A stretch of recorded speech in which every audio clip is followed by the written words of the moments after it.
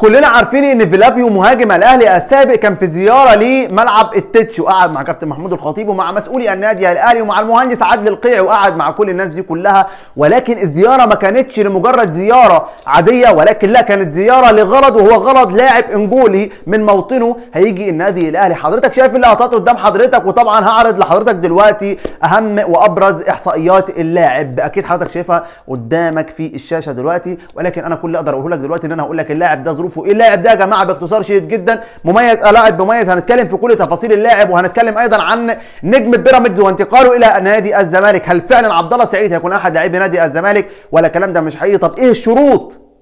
ايه الشروط الصعبه جدا جدا جدا اللي حاططها نادي الزمالك لضم عبد الله السعيد، اللي يرغب ونفسه وحياته كلها متوقفه على موافقه مسؤولي الفريق الابيض ان اللاعب ده يكون احد لاعبي الفريق الابيض بعد الازمه اللي مر بيها عبد الله السعيد مع نادي بيراميدز. وهكلمكم في تفاصيل الازمه ايضا. هنتكلم ايضا عن نجم النادي الاهلي اللي بقاله سنين كتير جدا داخل القلعه الحمراء وداخل ملعب التتش، ودلوقتي في عروض جايه للاعب، واللاعب يقترب بقوه من الانتقال او من الرحيل عن النادي الاهلي. هنتكلم في كل تفاصيل الموضوع ده، وقبل اي تفاصيل يا مساء الفل على حضراتكم مشاهدينا الكرام في كل مكان، واهلا بكم في حلقه جديده ومهمه من حلقات برنامجكم ملعب القاضي، اللي دايما بيبذل قصارى جهدي علشان يجيب لكم اهم وابرز الاخبار، وبالتحديد اخبار كره القدم المصريه. وقبل اي تفاصيل اشترك في القناه وفعل زر الجرس واعمل لايك للفيديو ده علشان يوصل للناس. وتعالى سريعا كده نروح نشوف مين انطونيو سيلفادور يا جماعه. اللاعب الانجولي، اللاعب صاحب ال 20 سنه، اللاعب اللي شارك في 37 مباراه، شارك في 37 مباراه،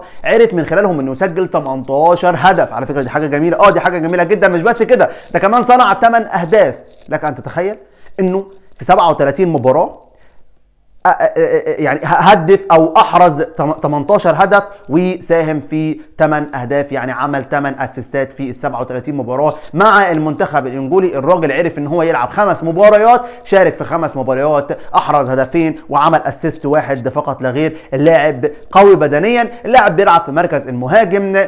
فيلافيو مهاجم الاهلي السابق شخصيا هو اللي اتكلم عن اللاعب وقال لك ان اللاعب ده مميز جدا. مش بس كده، ده كمان عرضوا على مارسيل كولر وعلى اداره النادي الاهلي واتكلموا معاهم وقالوا احنا من هنا ورايح هندرس في فيديوهات للاعب. وكولر او مارسيل كولر المدير الفني الحالي للنادي الاهلي دنيته مختلفه شويه في الموضوع ده، لان الراجل دايما بيتكلم في جزئيه معينه، وهي جزئيه ان انا مش عايز اشوف فيديوهات للاعب، انا عايز اشوف امتى المباريات اللي هيشارك فيها اللاعب وهكون انا متابع للمباراه دي علشان اشوف اللاعب داخل المستطيل الاخضر. مش عايز اشوف اللاعب انا اي كلام والكلام اللي شغال على الدنيا اللي احنا عارفينها دي، لا، انا عايز اشوف اللاعب داخل المستطيل الاخضر، داخل الملعب وهو بيلعب في مركزه. هل هو فعلا لاعب مستواه يسمح له انه يجي النادي الاهلي ولا لا؟ عايز اقول لك ان اللاعب يا جماعه زي ما شفنا بيمتاز بالسرعه، بيمتاز بالمهاره، لاعب عنده خبرات. في لاعب كنت اتكلمت فيه امبارح وقلت لكم ان اللاعب يقترب من النادي الاهلي، وقلت لكم ان اللاعب ده كارثه كبيره جدا، وهتلاقوا فيديو عنوان الفيديو بيقول صفقه كارثه لو جت النادي الاهلي، ادخلوا شوفوه. اما في اللاعب ده فبصراحه انا زي ما معود حضراتكم بتكلم في الحاجه، يعني اجيب لك الحاجه الحقيقيه فقط لا غير. انا ولا بشجع اهلي ولا بشجع زمالك، ولكن طبيعي ان انا اتكلم معاك بكل حياديه، والطبيعي ان انا اجيب لك الحاجه الحقيقيه فقط لا غير. انطونيو جاي النادي الاهلي ولا مش جاي النادي الاهلي ما اقدرش اقول لك، ولكن اقول لك ان فيلافيو عرض الكلام ده. مش بس فيلافيو، ده كمان الاعلامي هاني حتحوت مذيع برنامج الماتش على قناه صدى البلد طلع واتكلم وقال الكلام ده كله. قال لك ان اللاعب فيلافيو عرض اللاعب ده على النادي الاهلي، عشان ما تقولش انت جبت الكلام ده منين. عارف انا الكلام ده هيتقال والله، ولكن لازم برضه اجيب لك الخلاصه بتاعه الموضوع. فالقصه باختصار ان هو فعلا اتعرض على النادي الاهلي بناء على كلام الاعلامي هاني حتحوت مذيع برنامج الماتش. قال ان هو فيلافيو كان موجود داخل ملعب التتش. مش بس كده، اتكلم كمان وقال ان في لاعب اسمه انطونيو مميز جدا وعنده قوه بدنيه، واللاعب المفروض ان هو يكون احد لاعبي النادي الاهلي في الانتقالات الشتويه المقبله. ده كان كلام الاعلامي هاني حتحوت. يلا بينا سريعا ننتقل لصفقه نادي الزمالك وشروط نادي الزمالك لضم لاعب نادي بيراميدز. ايه الشروط الصعبه اللي حاططها نادي الزمالك؟ عبد الله السعيد في ازمه كبيره جدا حاصله في الوقت الحالي بينه وما بين نادي بيراميدز. الازمه بتقول ان اثناء مباراه المقاولون العرب كان متضايق جدا من قرار تاكس جونياس المدير الفني الحالي لنادي بيراميدز. قال لك انا مش عايز يتم استبدالي، متضايق جدا من طريقه استبداله، ولكن غادر المباراه، وبالتالي فرضت عليه عقوبه وهي 250,000 جنيه مصري فقط لا غير. ربع مليون جنيه مش بس كده، دخل في مشاده مع هاني سعيد المدير الرياضي في نادي بيراميدز، اتكلم معاه بطريقه مش كويسه، اتكلم معاه باسلوب مش كويس، مش راقي جدا على الاطلاق، وبالتالي تلفظ معاه بالفاظ خارجه. وده كلام بعض المصادر اللي وضحت لنا الكلام ده كله، قالت ان هو اتكلم مع عبد الله سعيد بالفاظ خارجه بطريقه مش كويسه اطلاقا، وبالتالي هو ده اللي خلى الموضوع بقى من اصعب الى اصعب، خلى الموضوع اللي هو لا انا خلاص انت مش هتنفع معايا وهفرض عليك العقوبه هي. طلع علينا مصدر تاني وقال على فكره الموضوع كان ممكن يخلص بكل سهوله. يخلص ازاي يا عم الحاج؟ قال لك يخلص لو هو شارك في المباريات قبل مباراه الزمالك وبيراميدز اللي انتهت طبعا بفوز الفريق الابيض. قبل مباراه الزمالك وبيراميدز قال لو هو شارك في التدريبات الجماعيه بشكل منتظم ممكن العقوبه دي تترفع عن اللاعب، واللاعب الموضوع يخلص تماما بينه وما بين الفريق بتاعه. ولكن اللي حصل ان هو ما شاركش، اللي حصل ان هو العقوبه فرضت عليه بالفعل ولازم العقوبه تتم. عبد الله سعيد هدد بفسخ عقده مع نادي بيراميدز، قال لهم من الاخر كده، من الاخر عايزين اجدد عقدي ارفعوا العقوبه بتاعتي، عايزين اجدد عقدي ارفعوا العقوبه بتاعتي، ولو العقوبه بتاعتي اترفعت خلاص اعتبروا ان عقدي اتجدد مع الفريق. طيب دي القصه خلصت بتاعه نادي بيراميدز. تعالى بقى نروح لقصه نادي الزمالك. ده الحوار يعني من اساسه بتاع عبد الله سعيد ونادي بيراميدز ومشكلته مع هاني سعيد والكلام ده كله.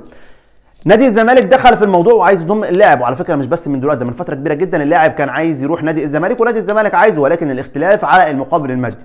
طبعا نادي الزمالك مش هيقدر يدفع لعبد الله سعيد نفس الراتب اللي بياخده في نادي بيراميدز، لان احنا عارفين ان في المبالغ او الرواتب بتاعه اللعيبه رواتب باهظه، ولا الاهلي ولا الزمالك هيرضى يدفعها في اي لاعب. طيب نادي الزمالك اشترط شرطين علشان اللاعب يجي لنادي الزمالك. اول شرط وهو ان انت هتيجي بالمجان، مش هدفع فيك ولا مليم ولا جنيه واحد مش هدفعه فيك، هتيجي بالمجان، يعني العقد بتاعك هيخلص، هتبقى انت لاعب حر تقدر تيجي نادي الزمالك، الموضوع خلصان بالنسبه لي.